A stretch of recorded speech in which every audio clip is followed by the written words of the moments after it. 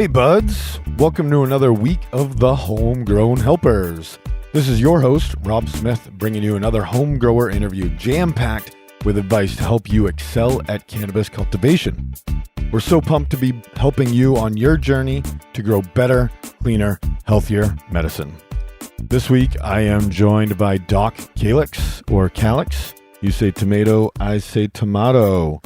Doc is kind of a name out west, you know, in Washington. He's kind of trying to make a name for himself, and I appreciate where he's coming from.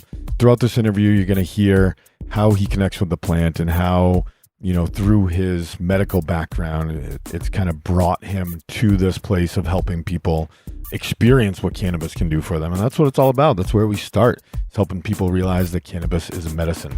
So this week we cover organic gardening and Korean natural farming and how you can take those steps and to try and knock down some of those barriers, some of those concerns that people have messaged us about.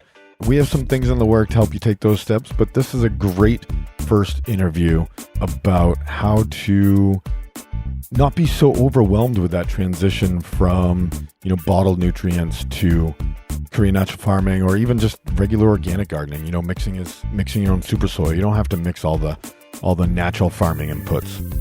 We also, you know, get into transplanting and Doc's tips for transplanting and reducing transplanting shock and how to get the most out of your plants and reduce that time during transition. So what else is going on? Well, last night was so much fun. If you guys weren't there, shame on you. You missed a very interesting time with the cannolis. The Fireside chat was just a blast. Our GrowPass members are going to get the recording first. It's going to go up in our resources section so that they can download it whenever they want and or view it whenever they want. Probably not download, but who knows. And then we're going to release it to the general public in, you know, a month or so, maybe a little longer. But we're definitely going to give our members the opportunity to view and appreciate that the first time. Speaking of membership, we have opening coming up. MyGrowPass.com is opening up in just a matter of like 2 weeks or less, September 23rd. We'd love for you to join us. Start a trial. You can find everything we're doing in linktr.ee/growcast or our Instagram bio. What else is happening? It is a DYNOMYCO Giveaway. So you can find that in the link tree. You can find everything we're doing in the link tree, Instagram bio, but I think it's mygrowpass.com/giveaway or giveaways. Go check it out. Our friends, my wife's company, Rooted Life, ROTEDLYFE.com, making this show possible. My wife is also joining the team here. She is taking on the social media responsibilities. So if you see the style change of both GrowCast and the Homegrown Helpers, that's because there's a little more of a feminine influence to our style. And she's probably going to keep us in line and keep us on track. But that doesn't stop Rude Life. So if you're looking for premium CBD products, if you'd like to try some premium CBD products, check them out, rudelife.com with a Y at the end. And, you know, they have tinctures, salves, pain creams, face masks, which are phenomenal. Don't tell anybody I told you that. You can use the code GROWCAST at checkout to save yourself 10% off at rootedlife.com. Hey guys, one last thing. Doc is going to be hanging out in our Slack channel this Friday at 7 p.m. Eastern Time, 4 p.m. Pacific. Make sure you hit the link in our show notes or our Instagram bio. Join, create a profile, come hang out with Doc, all our other members, all of our other listeners. We've got like 200 plus people in there. You're bound to get some value out of that. Come in, hang out, and just chill.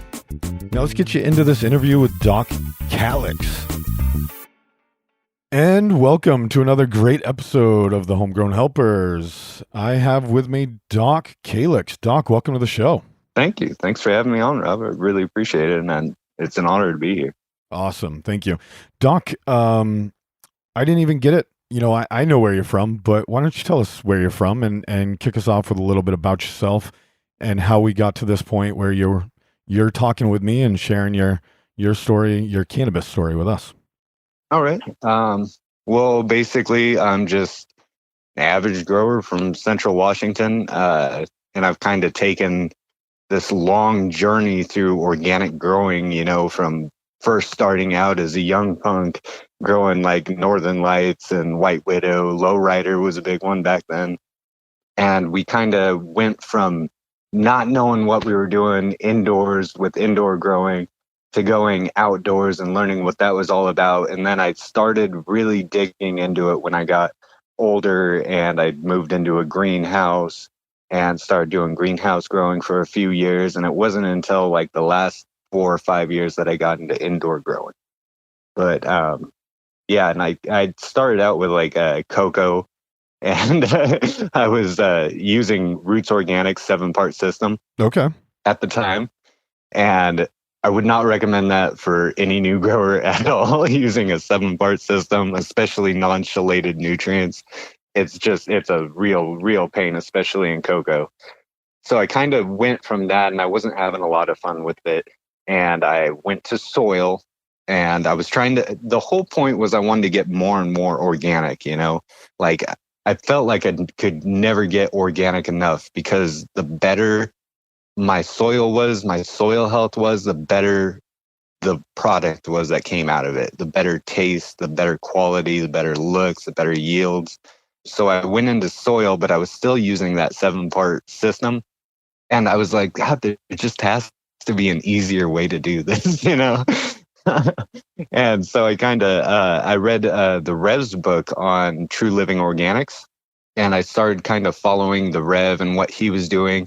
And the more and more I studied that and was growing like him, I realized that a lot of the things in that book, although they are good, some of the inputs that he used were kind of redundant. So it was like, where do I go from there? So I started using different types of super soil. I went from the Rev, I went to Jinx, I tried subs. And honestly, the latest one I've been using is one from my buddy Petey, just Petey Glass. He just basically puts compost and manure and a really good base soil together. And then I've been getting into K&F inputs. And I learned a lot about that from Chris Trump. He's been on my show a couple times and talked K&F with us.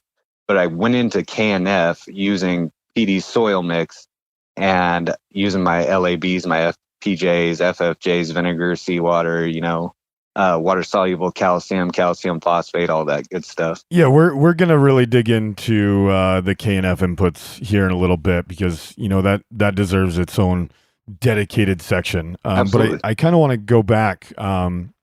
Before we hit record, you were telling me about your personal history and getting, what kind of drew you to this plan and got you to this point where you're here helping others. Oh, and yeah. I think I do want to get back to that. I think it's worth sharing with the audience, if you don't mind. Absolutely. So, when I was coming of age and kind of becoming an adult and whatnot, trying to find out what I wanted to do with my life, I wasn't really sure, but I really wanted to help people. I've always been about educating people, helping people, trying to keep a healthy lifestyle. And I came from a big family of nurses. So I just kind of became naturally drawn to that. Like, that's what I was supposed to do. And I got my medical assisting degree. I got my certified medical administrative assistant. I got certified as a medical biller and coder. And then I was working on my nursing degree as well. And it wasn't until like halfway through that I was just like, this isn't it. This isn't what I wanted to do.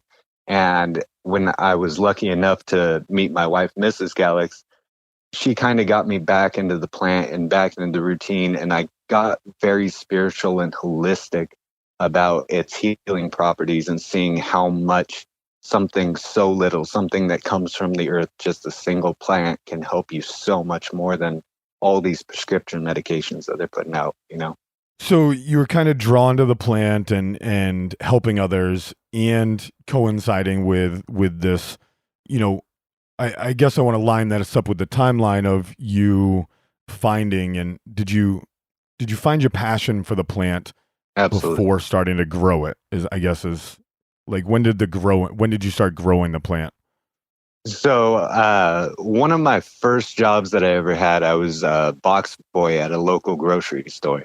And I would walk by the magazine section all the time, and I would see Skunk magazine back in the day, Weed World magazine, High Times, all that. And I was horrible. I was just a little punk that, didn't want to work. And I would always just be grabbing those magazines, taking them home. And, most kids had pornos under their bed. I had High Times.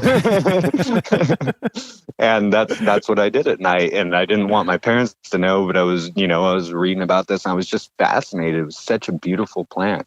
And we were lucky enough. We had some Native Americans around our area that gave us a bag of Northern Lights 1. And we didn't know that much about it. And how old were you when this was happening? So I was probably 14. Okay. about 14. Yep. And we're talking like late 90s. Yep. Late I was 90s. 15 when I first started smoking cannabis, and I've smoked cannabis every day since I was 17. So every day. I'm there with you. Yeah, it's not every day now, but that's a longer story that people have heard already. But yeah, so since I was 17, so I'm right there with you.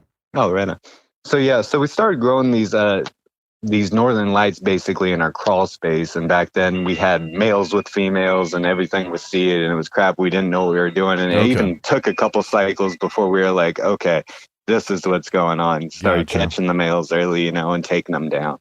But that was kind of my introduction. Gotcha. And that coincided, so you've been with the plant as you've kind of taken that journey through what you were trying to figure out. And then, they Absolutely. kind of coincided with, I want to help people experience what I've already experienced. Is that fair to? Yeah. Well, a big thing about it was when you did grow up, especially in that area, pre-legalization and everything.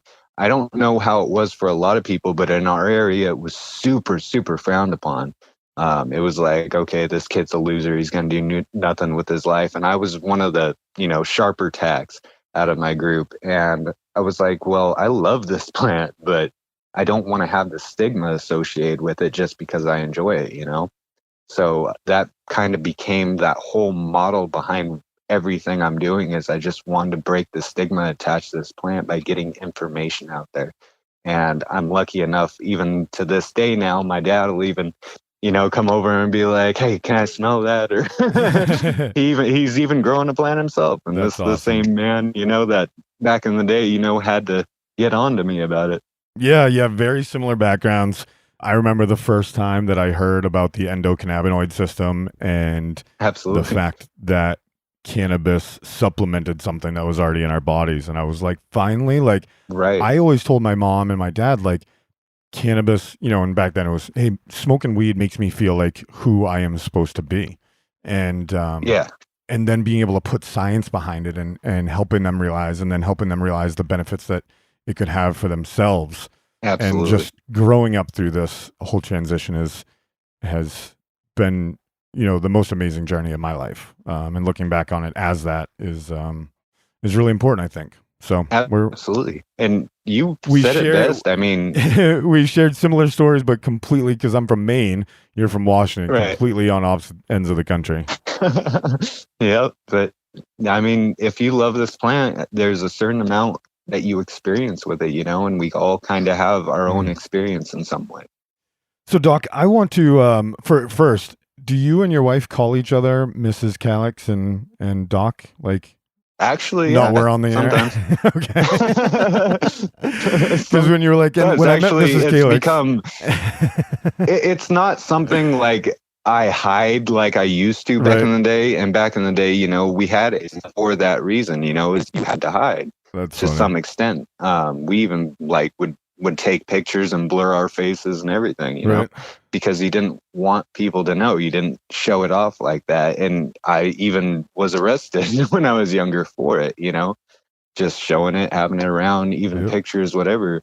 They were much more strict about it. So coming into this age, I actually now to this day, more people call me Doc than they call me by my real name. So that's cool. Yeah, it's actually kind of cool. It makes me proud of what I'm doing because people are knowing me for it, So Doc, I'd like to, get into your grow room setup. And I have a feeling that this is going to kind of leak into the main point of our conversation here. And that's discussing organic gardening and Korean natural farming on a home grower scale level. And Okay. so just because of the way that things have been going, I don't want you to stop talking about the things that are important. So tell us about your grow room, bring the audience in there, share brands, details, sizes, but don't be afraid to talk about the Korean natural farming and I'll kind of just, ask questions as necessary as they come up. Absolutely. So it all depends on where you want to start. I mean, we could go with seeds, we could go with clones, mother rooms. Basically, one of my main rooms, I like to start all my seedlings and my clones under T5 still. I first started growing indoors under the cocoa with the T5s, but now I much rather use them for seedlings. I think they are less intense, and I think they're just good for that stage of growth. And I like to replicate kind of that beginning of spring where you do have low light levels anyway. It's not that intense. Sure. And I think the seedlings and clones really benefit from it. And we usually start those in like little quarter-gallon pots, and we'll keep them in there about 2 weeks or so, kind of nurture them with a little bit of just a very, very light soil and very low watering. And after about that 2 weeks, we like to use we've been using extreme gardening, the Azos and the Mycos, and we really like to use that. We don't do too much on that first transplant. We go from that to the 1 gallons. In the 1 gallon, I'll start using my super soil, getting them acquainted to it, and I'll mix it with like a base soil of about like 25% super soil. And then we'll veg that out for about a month in the 1 gallons. And then we'll move them into usually a 3 gallon if we want to do a longer veg with like an indica. And we'll give them about another month in the 3 gallon with about a 50% mix of our super soil. And we do all of that right now under ceramic metal halide. And everything in the 3 gallons is on blue mats recently. So I'm very proud of that. Automation is key, man. Automation is key. Yeah. I say it all the time. Like, as long as you're automating back for the in right the day, reason. picking up pots all day, that wasn't a problem. But the older you get, it starts hurting.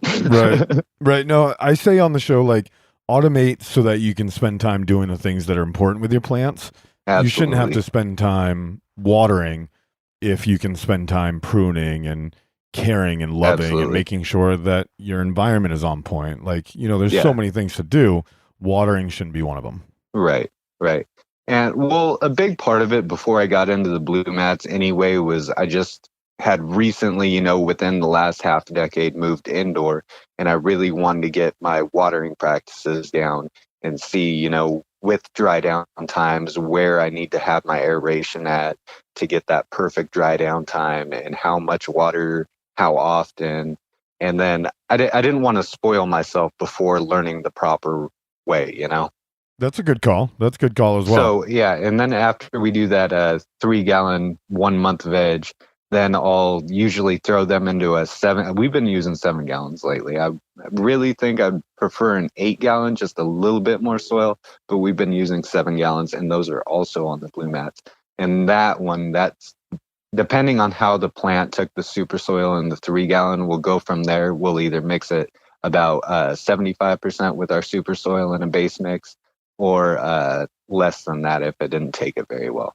Okay. And we recently lit that room with timber grow lights. So timber grow. And I'm really enjoying that. It's awesome. I just got into LEDs. I've been just old school mindset, rocking my HPS so long, and been happy with them that I didn't give my opportunity to grow to myself, because it's not all about just growing this plant. Like, you also have to grow yourself. You have to be willing to change things, open yourself up, and try new things.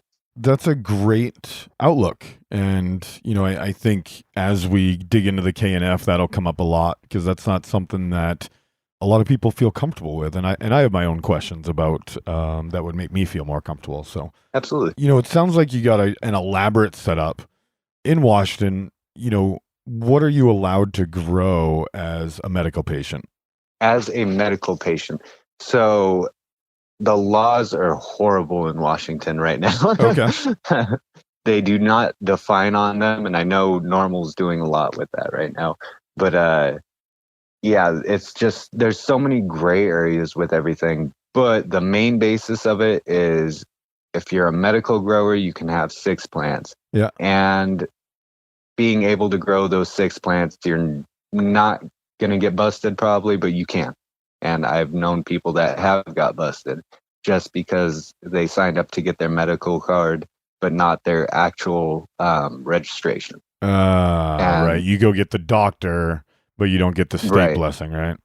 Right. Yeah. And the only difference is you went down to a medical dispensary, paid $1, and they print your picture and put you in the system. And people are still getting busted just because they don't want to do that, you know? Even though you were authorized, you're allowed, you know, it's horrible. But if you get that card, you can grow up to about 15 plants per person. If you're a caregiver, you get an extra 15 plants per person. And how many people can you serve as a caregiver? Up to 4. Cool. So you can have a pretty extensive grow setup as a caregiver, and you know, you can have, by the sounds of it, like 60 to 75 plants if I'm doing my math right. 60, yeah. 60. Well, can you grow for yourself, or is that part of the 4? Yes, you can. Okay. Yes, you can. Okay. So anything else about your particular grow setup? You mix your own super soil. Did I miss, what are we flowering in? Do you up pot between veg and flower again? Yeah, so I do the 1/4 gallons to the 1 gallons, each about 2 weeks in those. The 3 gallons I'll do for about a month, and then the final flower pot, we are doing a 7 gallon right now, but we'd kind of rather do 8. I feel like they could use a little bit more. At each transplant, we usually give them a tea, whether it's a veg tea or a bloom tea, and that has KNF inputs in it as well. All of our waterings have KNF inputs in them. Cool. Well, we're going to dig in a little sneak preview to our proper transplanting techniques segment coming up after the break. Before we get to that, let's dig into the KNF practices and how, you know, for me, it's a bit overwhelming to get started on this. And as somebody it is overwhelming, as somebody who's kind of taken that, you know, journey, can you kind of bring us through, like, you went from cocoa and then you started mixing your own super soil, and that doesn't require KNF. So kind of take us through, you know, the organic gardening journey and how to get started on the Korean natural farming. Okay. So basically, like I was telling you before, when I got started with the super soils, I was using different people's mixes. I was using the Rev, Jinx, Sub, and now Petey. And Petey's mix, we like it because it's quite a bit lighter and it does a great job by itself. So it's not a super soil as much as it's a good, well-balanced soil. So, and it's pretty nutrient rich, but you know, you can still push your plants a little bit in organics. So that's where the KNF came in. And the KNF is so good at balancing everything that we haven't had any problems with it. And we've actually seen a lot of benefits from it, especially in the end product. But I was already on the organic route, and I was following a lot of organic growers on IG.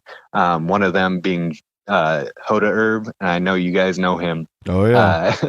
And Hoda, he tested one of my strains for me, and we became really, really good friends, and we talked, and he's just an absolutely great guy. I can't say enough good things about him. But shout out to Hoda was Herb. starting his KNF. Yeah, shout out to Hoda. But he was kind of the one that brought me into KNF and kind of showed me. He was posting these random things like these milk curdles and cheese, and I'm like, what is going on over here?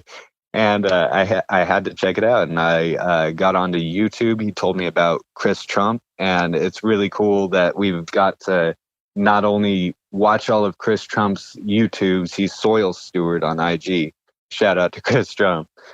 But he's actually, now that we've learned from his YouTube videos and whatnot how to make these different KNF inputs and learn these different things, he's actually came on my IG show and like actually a few times now and talk to us about how we can specifically use those KNF inputs, like helping us put them in our blue mats where we're not going to have problems with any yeast or anything like that building up in the lines. And it's just awesome, you know. But we kind of got started. I didn't want to use the big inputs first because like you said, it's kind of intimidating. Like there's so many different inputs and it's such a different way of gardening. You got to put some time into some of these, and it's just like, wow, what am I going to do in the meantime while I'm making all these? I still have plants to take care of, you know? So that's where we got into the teas, and we were starting to incorporate some of the K and F nutrients. But like, we didn't have any FFA or FAA at the time. We didn't have IMO, so I was instead using like the mycos and the azos. I had lactose, acid bacillus, the LABs, but we were still using teas as like our big nitrogen heavy mix and our big bloom heavy mix, our phosphorus, our potassium, stuff like that. And we just slowly started incorporating all these things, and it just got better and better, where we're becoming more reliant on the KNF inputs than we are the teas anymore. Awesome. So you mentioned something that Korean natural farming and some of these inputs take a long time to make. How long should somebody give themselves to kind of get started with Korean natural farming before turning the switch, so to speak? You know, is it 6 weeks? Is it 8 weeks to get some of these inputs? So fermented? Actually, quite a bit of them they don't take that long. They take about a week, 2 max. Okay. But there's some inputs like the OHN takes months. The FAA, the fish amino acids, they can take anywhere from 6 months up to a year. Oh, okay. To make those. And then there's some things like the maintenance solution that we use as a foliar feed. It's actually a mix of OHN and FPJ and vinegar. So vinegar can take up to like a month, FPJ can take up to a week, and then your OHN can take up to a few months. So even making an input like that is something that, you know, is time extensive. But I think the best way to get into it is kind of like how we did it, slowly incorporating it into your grow. And that way you can see how it works and if it's working and what benefits you're getting from it. You know? So I'm going to play devil's advocate here for a second. And okay. What I hear you telling me is, if I'm coming from a bottled nutrient world, convince me that it's worth taking that journey and getting into organic gardening and Korean natural farming, because what I'm hearing from you is that there's more planning. Like, you know, if you're running low on labs or FAAs, like it takes more planning to get ahead of that and get things fermenting. Right. Where if you know, from a bottled nutrient world, if I see a problem with my plant, I can go grab some CalMag and put it in the water and increase the calcium and magnesium. You know, that's not that big of a deal. So this is where I could rant on for hours, but I'll try to summarize it the best I can. So the number one thing is, how much do your bottled nutrients cost you? That's a great question. I haven't bought bottled nutrients in a long time. Good. Hundreds of dollars for a gallon, you know, like. Right. Absolutely. Yeah. Absolutely. That's a big part of your grow, is you're throwing money at nutrients, when I can literally go outside into my garden, pick a few kale leaves, or, you know, whatever I feel froggy with that day, because that's what natural farming is about, is using the land around you, using natural inputs from your area to benefit your soil. You're basically replicating nature in a fast-paced way. But the only thing that I really have to pay for after, and especially after you make some of these inputs, you can use them for other inputs. But the cost for it is like my sugar, and I think I pay like $2.61 a pound, and I can make a good gallon of nutrients out of that, no problem. Yeah, don't even get me going on the sugar industry, man. I have been digging into this for the last like month, and you know, all right. So the latest headline: have you seen that burning the waste from sugar sends so many toxins into our ozone? And I have not. Dude, there's like, Google it. Just in the last like 3 or 4 days, there's been a story of Florida sugarcane manufacturer that was burning all this stuff right behind like elementary schools. Like the elementary school leased the land to grow sugar on. So the all the toxins, and now like these kids that have been growing up through this school system have the health effects like Wow. serious health issues because they grew up next to this burning sugar plantation, sugar factory, whatever. And That's cool. horrible. And I think it made the headlines because the school renewed the lease with this sugar company so that they could continue to poison the people that lived around it. So, but is that this one particular sugar company, or is this like the whole industry? It's the whole industry, but most don't God. lease land, from an elementary school. So, right. They're usually burning this waste away from people. So go look it up. That's why I was asking, is it sounds like bad business.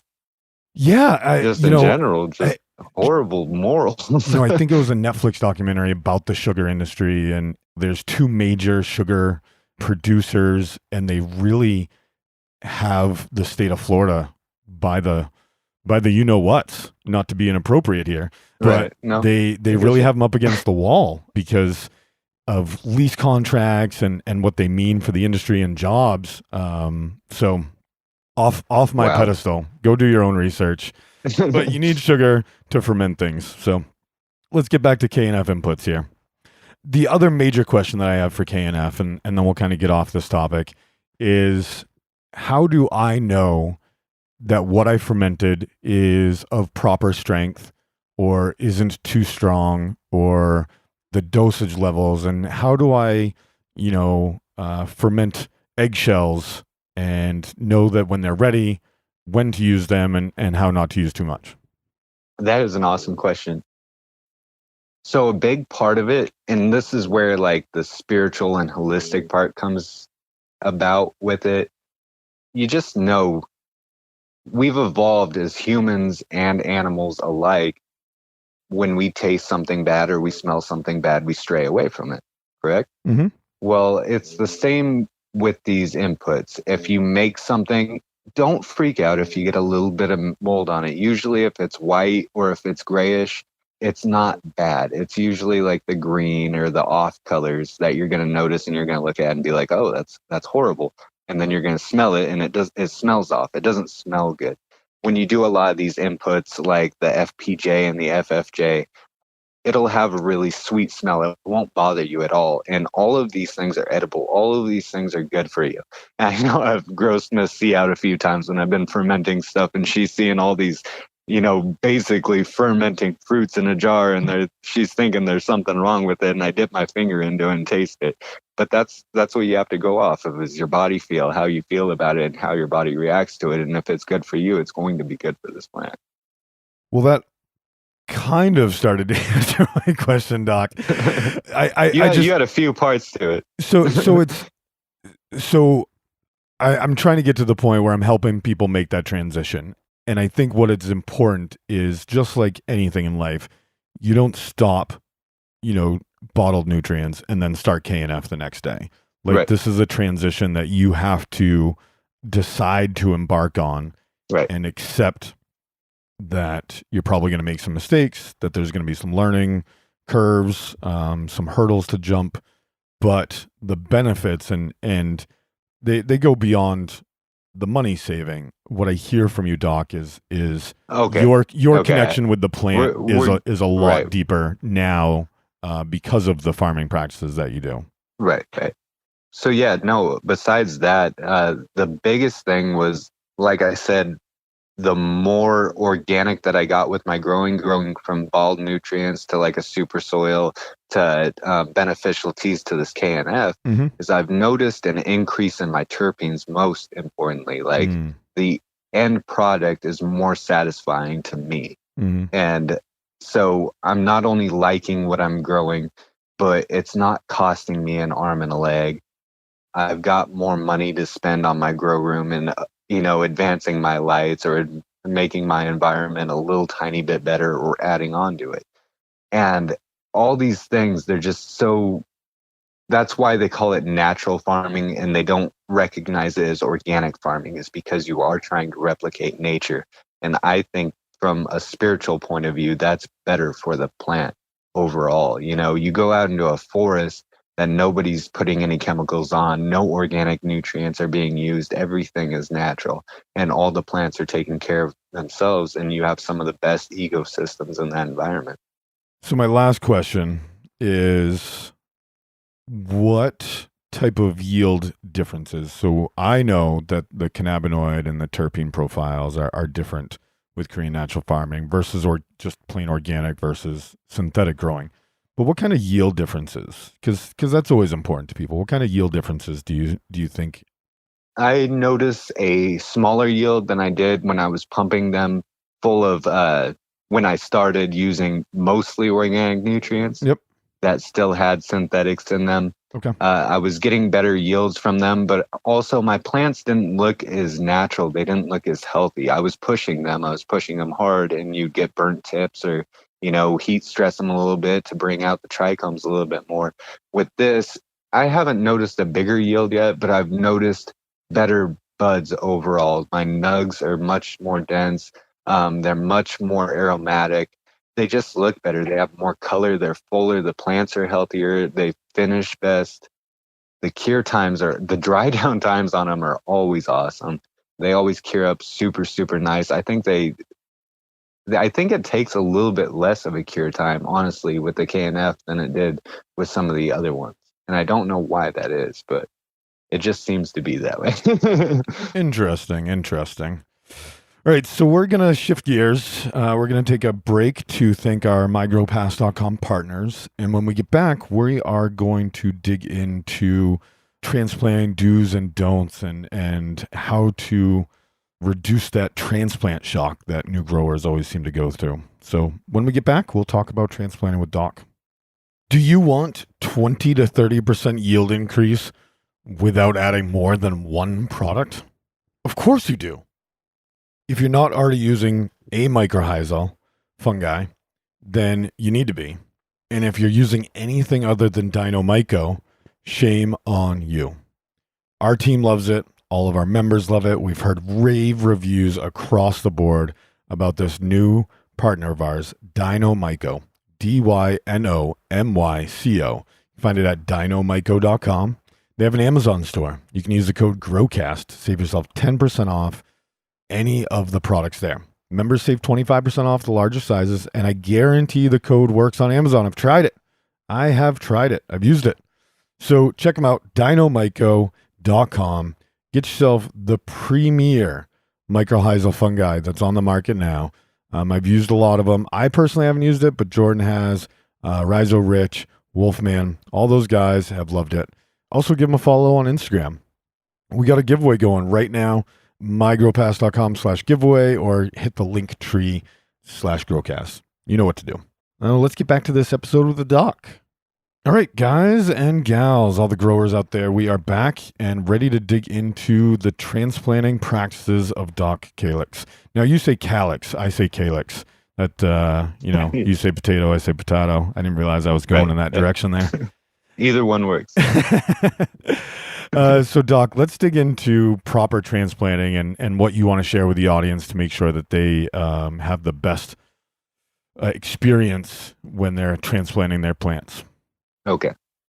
Well, obviously, having just a healthy plant in general before you transplant is going to be great for the plant.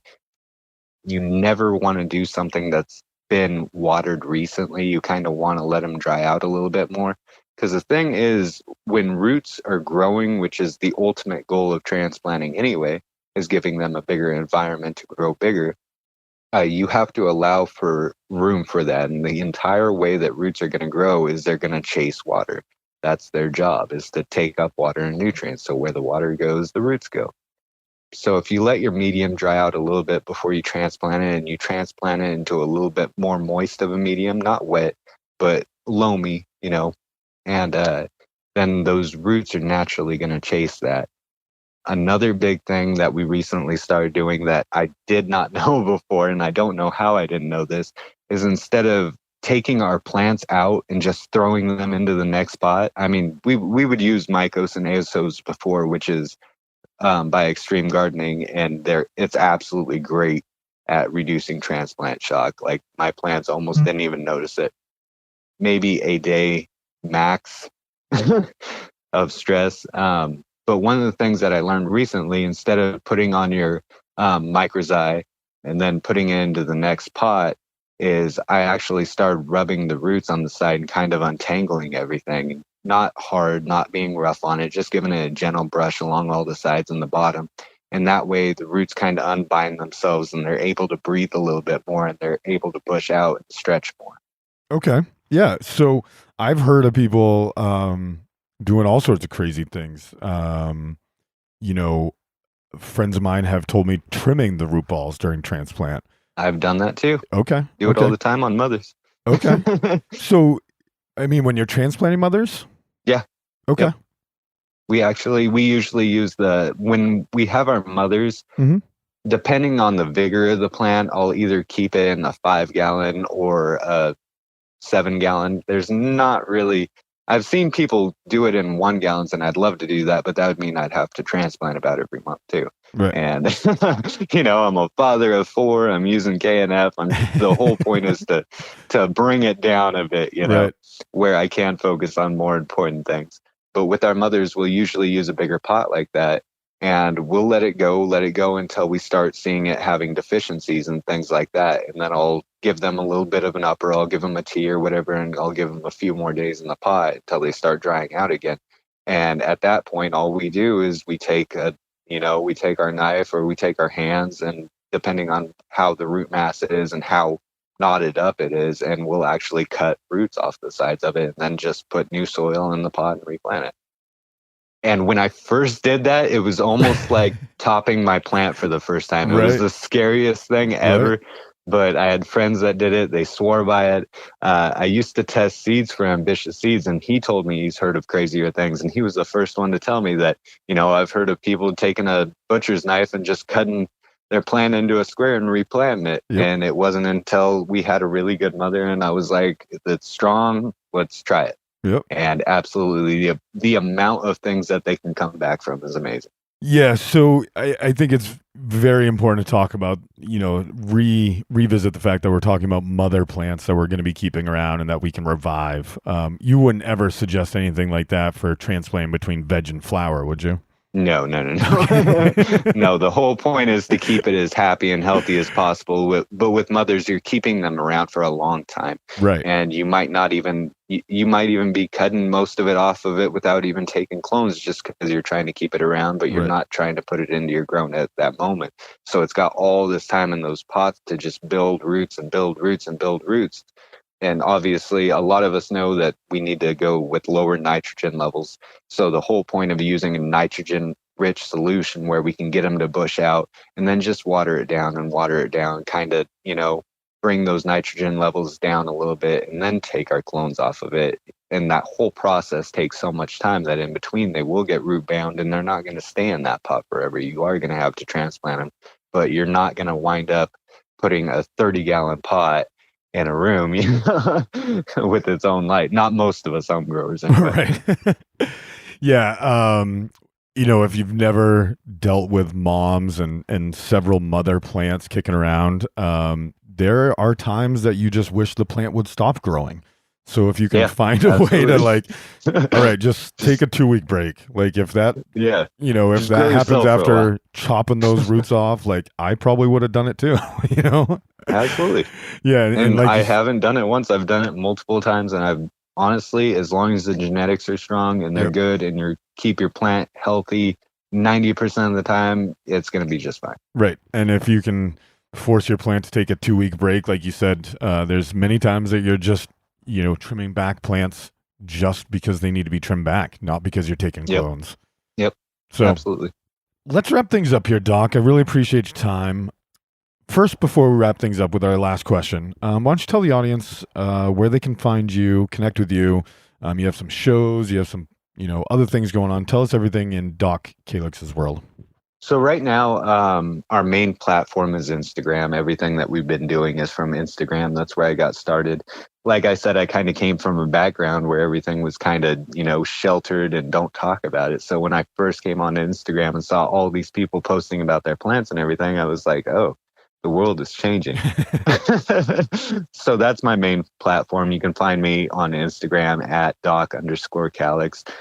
We do a live show or two every week. It's a good time. It's very, very non-PC, very non-filtered, just real, down to earth, and try to put as much information out there as we can. Is there a schedule for these live shows, or do you not really people, or? Yeah, I usually give a heads up. Okay. A day before or so. Cool. So check out doc_Calyx over on Instagram, guys. Show him some support, show him some love. And we're going to wrap things up. And, one of my favorite questions is what's one thing that you must have in your garden in order for you to be successful, besides you and the cannabis plant? Because obviously, and I'm just going to start excluding it. I talked about it a couple shows ago. You got to have light. If it's your particular light, you can talk about that. But when I was talking with Dr. Coco, he's like, well, I could say light, air, and water. I'm like, okay, we'll take all of that stuff out. So what's one thing that you must have in your garden besides the must-haves that a cannabis plant needs? So I've been really, really lucky to start working with a company called Diamond Cut.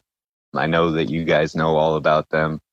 Ty's an absolutely great guy, and he kind of partners of the show. You get 15% off over at Diamond Cut Co. Yeah, and there's a discount code in my bio as well on IG. Right on. But Ty, I was disappointed with the trimming scissors that I was using for a long time, because we use scissors for everything. We use them for if you defull, some people use their fingers. A lot of people use scissors for trimming. We use our scissors for cutting down plants. We use some type of pruners, and Ty was lucky enough to kind of sponsor me and kind of let me have a feel at all of the different models that they were using. And that has been a gigantic help. I was not happy with any of the scissors that we had in our grow. We were using Fiskars for a long time. Everybody's used Fiskars at some point. And my hands would just get tired from pushing that spring all day, especially when we were doing outdoor grows and you're taking down pounds of plant material, and trying to, especially in Washington, where our outdoor harvest season is right in the rainy, cold, wet, heat, cloud, wave. It's horrible. But then you're stuck trimming plants, de-leafing plants constantly. Dude, that little tendon between your thumb and your forefinger, I was just feeling it, because after 2 years of not growing commercially, like I would notice, because of Fiskars for so long, that tendon would get hard, Mm-hmm. And I was just feeling it. 2 years of not growing commercially. It's because it's a workout. It is, absolutely. But 2 years of not growing, and I don't have those hard bumps in that tendon anymore. On the right side, nice. I can still feel it. But I mean, even after 4 hours of snipping with the right hand, you got to figure out how to do that stuff with the left hand. You can't stop working. Yeah. Yeah. And that's where I was getting. I was just getting hand cramps. I was happy. I was uncomfortable with them. There's got to be a better way than this, But mm-hmm. We went from those, and I don't even know why, but we tried the non-stick ones for a while, and they're not even that non-stick. And same thing, the spring had the same amount of tension. I was just cramping up all the time. But Ty was lucky enough to give me a pair of their harvesters, which is one of the springless ones. And it was a major adjustment period because I was so used to the spring. But I would say within half a plant, I got so used to it. And it actually was more comfortable because I didn't have that spring that I was squeezing against. And they look like a piece of jewelry. I mean, they just absolutely look great. They're bright and shiny. If you guys haven't checked them out, diamondcutco.com. Yeah, they're beautiful. Yeah, and they've been with us for almost a year now. And, we bought the entire lineup. I think they have 5 now, right? We bought those and sent those to our audio editor, Sten, out in Estonia. Well, sent them via his dad flying out there. But we're going to supply Ty with some pictures of his scissors out in Estonia doing good work out there. So I'm excited to help him spread, as a fellow entrepreneur with my product, I'm ecstatic to help him spread the Diamond Cutco blessings as far out into Estonia. So absolutely. I wouldn't recommend anything else. We got the entire full line too. Now we just luckily got the 6.5 not too long ago. Which ones are your favorites? my favorites are definitely the harvesters. Like, so I suffer from like anxiety and acute OCD. Yep. And one of the things is when I'm trimming, I can't leave that much leaf. Like, I want to see the actual bud, because when I'm taking everything down and actually seeing that flower by itself for the first time, it's almost like you're showcasing it, you know? So I'm really known for my fine detailed trims, but the harvesters have that micro blade. They keep my hand comfortable, and I can do that fine trim forever. So those ones are absolutely my favorites. But we did incorporate like the 6.5 into our defoliation and our toppings and things like that. The pros are so strong, I take some of my plants down with them depending on how much they swell and flower, you know? Right. And the classics are really cool. I don't know if you've seen any of my pictures on my feed, but the classics kind of have that old school sewing scissor look with that blunt tip. I actually got an antique rolling tray from my great grandma's house that matched the pattern on the classics, and it just went together perfectly. That's funny. And I think my grandma would be proud. I think she would. Grandmas are typically proud of us doing things that make us happy, and that's the most important part. So, I can't forget about the artisans either. That's actually Mrs. Calyx's favorite model.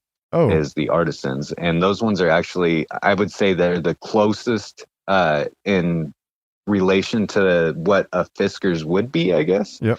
As far as the makeup behind it. But the biggest thing I noticed on those, and I can see why she likes them, is even though they're built almost the same way, the spring on those is so much lighter, and that grip is so much more comfortable with the rubber that it's just night and day difference. Well, big shout out to Diamond Cut Co. You can find the discount on Doc's page, or use GCM 15 to save yourself 15% off. Any final words before we head on out of here, Doc? Thanks for having me on the show, Rob. Like, I really appreciate it. This is my first time doing anything like this, and I had an absolutely great time. I would like to give a couple quick shout outs, if you wouldn't mind. Sure, please. Brother, Professor P, Hoda Herb, obviously, all my supporters that have got me to this point. My buddy, Just PD Glass, Chris Trump for teaching me all the KNF inputs. My wife, Mrs. C, for just supporting me throughout all this, and Diamond Cut Company for helping me get to this point. So you dropped Professor P right at the top, and I was texting with Professor the other night, trying to get him on GrowCast. He just won't. He just, yep, love you too, buddy, and just keeps on like walking by the invite.